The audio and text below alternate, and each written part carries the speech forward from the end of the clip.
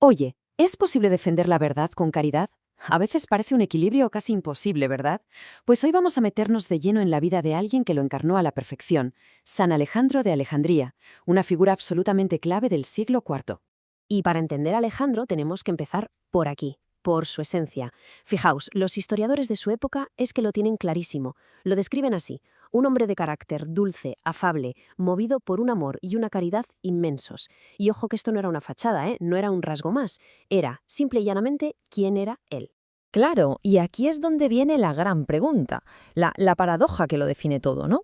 A ver, si era por naturaleza un hombre de paz, ¿cómo es que acabó liderando la batalla contra una de las herejías más gordas de la historia? Pues esa es la historia que vamos a desgranar juntos. Venga, pues vamos a ello. Para entender al guerrero, primero tenemos que conocer al pastor, porque su vida, antes de que estallara todo el conflicto, nos da todas las claves de por qué actuó como actuó después. Mirad, desde que lo nombran patriarca de Alejandría, allá por el 313, todo lo que hizo fue un reflejo de su forma de ser. Se volcó con su gente, pero de verdad. Levantó la que era la iglesia más grande de la ciudad, la de San Teonás. Sentía un amor inmenso por los pobres y, ojo, una admiración brutal por los ermitaños del desierto. Los veía como el alma pura, entregada a Dios. En resumen, era un constructor de comunidad, un auténtico padre para los más necesitados. Pero claro, toda esa paz, toda esa calma, estaba a punto de saltar por los aires. Y lo peor de todo es que la amenaza no venía de fuera, no era una persecución del imperio ni nada de eso.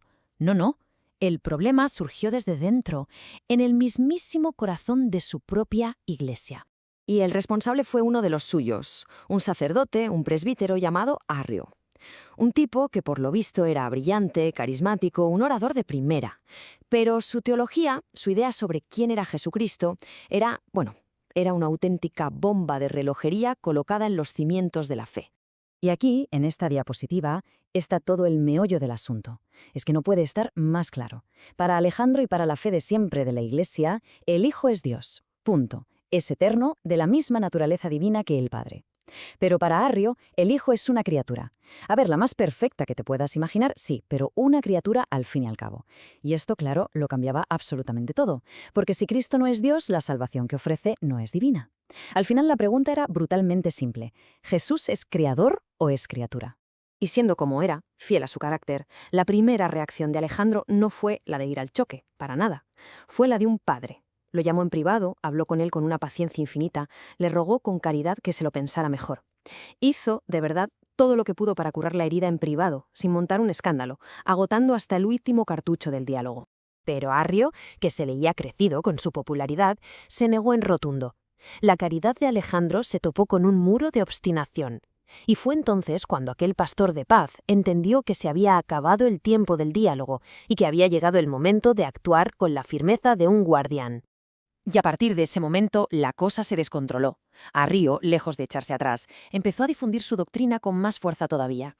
Alejandro reaccionó, convocando un sínodo allí en Alejandría, donde casi 100 obispos condenaron la herejía. Pero es que ni la excomunión lo detuvo. Arrio buscó apoyos fuera y el conflicto se extendió como la pólvora por todo el imperio. El problema era ya tan masivo que el propio emperador, Constantino, tuvo que intervenir. Convocó el primer concilio ecuménico de la historia. Y así llegamos al año 325, el Concilio de Nicea. Un momento absolutamente decisivo en la historia, 318 obispos, representando a todo el mundo cristiano, reunidos para zanjar esta cuestión de una vez por todas. Y allí, por supuesto, estaba Alejandro. A pesar de ser ya mayor y de llevar años de lucha a sus espaldas, allí estaba. Y en Nicea todo el mundo reconoció su papel. Aquel hombre de paz se reveló ante todos como el gran defensor de la fe, el héroe de la causa de Dios, tal y como lo describieron los cronistas de la época. Nicea fue una victoria, sí, y una victoria crucial. Pero Alejandro, con esa sabiduría que tenía de pastor, sabía que la batalla no había terminado ni mucho menos. Por eso su legado más importante no fue solo esa victoria, sino lo que hizo para asegurar el futuro. Y aquí está la jugada maestra. A su lado, en Nicea, como secretario, llevaba a un diácono joven llamado Atanasio. Alejandro le había echado el ojo, lo había formado, había apostado por él. Apenas un año después del concilio, Alejandro murió. ¿Y quién le sucedió? Pues Atanasio, que se convirtió en el gigante que defendería la fe de Nicea durante las décadas siguientes.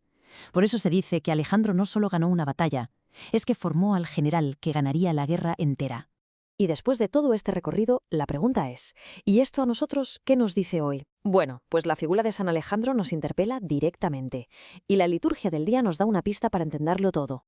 Mirad, el Evangelio de hoy dice: pedid y se os dará, buscad y encontraréis, llamad y se os abrirá.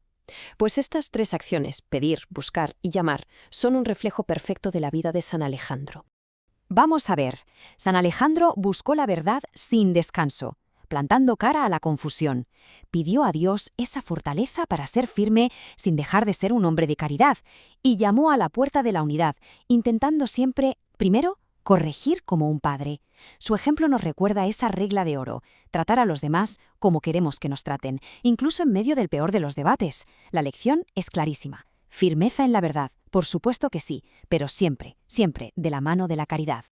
Y esa es la pregunta que su vida nos lanza hoy.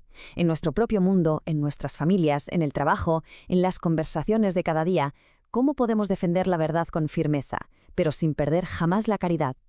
El testimonio de San Alejandro no es una simple reliquia del pasado, es una hoja de ruta para nuestro presente. Nos enseña que sí, que se puede y sobre todo que se debe defender la verdad con un corazón que ama.